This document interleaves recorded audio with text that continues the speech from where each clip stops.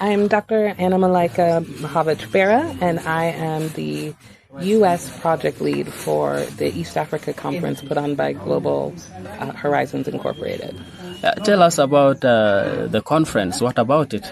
Yes, so the conference was pulled together when we started looking at what was the feedback from GHI projects and how do we support our projects better and give them the tools and training that they need to be more successful in the work that they do. Our projects are already successful, but how do we enhance and develop their leadership capabilities? So when we looked at the projects that GHI has about 47 projects around the world. We saw a concentration in East Africa. So when we think of DRC, Tanzania, Rwanda, Uganda, Kenya, South Sudan, add what you want to do to that. We noticed that we had originally 8 when we started planning for this a year ago. And by the time we launched in January, we had 14 projects in East Africa, 10 of which were present at the conference this past week. Okay, so those present at conference were drawn from East Africa countries? Yes, so we had Uganda, Kenya, and South Sudan, people, representatives, and project leaders from those 3 countries. And how many individuals were in attendance? So when I pulled the numbers earlier this week, we had 40 who attended the conference. Is this the first conference you have organized in East Africa, or you had a similar one in the past?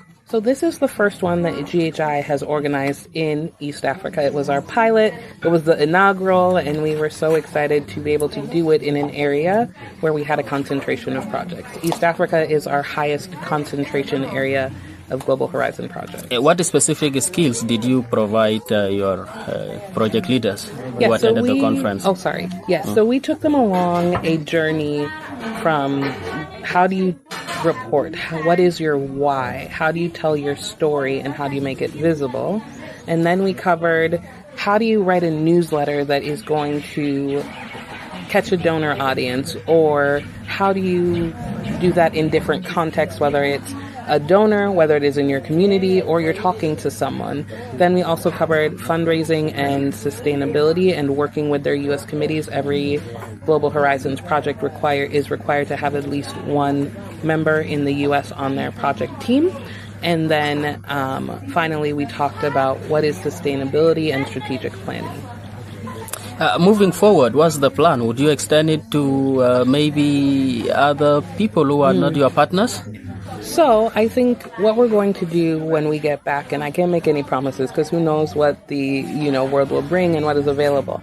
But we are going to take a look at the evaluations and see what went well, maybe might need to be approved. And then the hope is that we will be able to, at least initially, repeat this in other GHI regions, but it would be great if we could do this in other places, but we don't have the bandwidth for that. Our office is 2 full-time people, and then, for example, myself, I donated my time to this project, which was about 20 hours a week since January.